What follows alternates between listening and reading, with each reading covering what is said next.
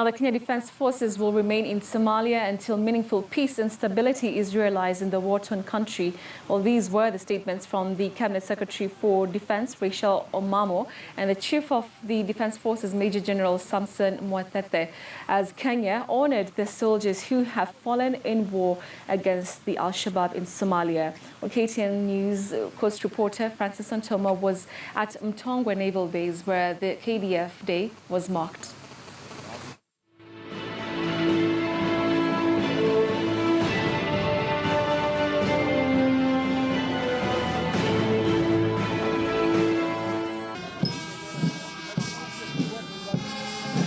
The undying spirit of the Kenyan gallant soldiers was displayed today as the Kenya Defence Forces took a moment to reflect on a 5-year journey since the Somalia incursion.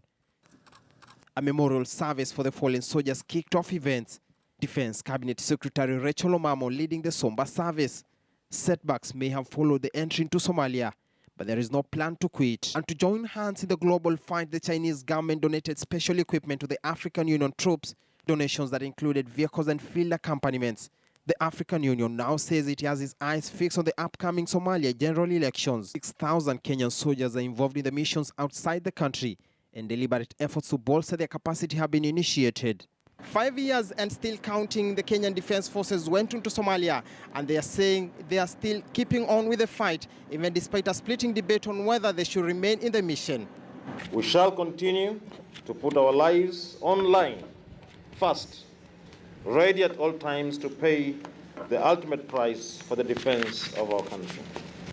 Today's commemorations brought together friends and relatives, with many hoping that the state will divulge details on the number of soldiers who perished in the deadly El Ade attack in Somalia.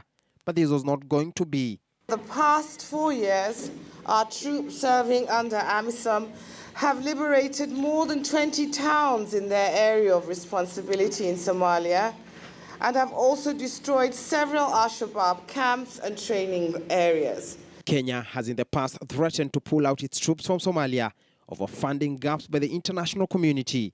President Uhuru Kenyatta has severally called for the United Nations to up their contribution in order to strengthen the fight. We remain united with those currently in Somalia, those in South Sudan, and elsewhere in search of peace and security.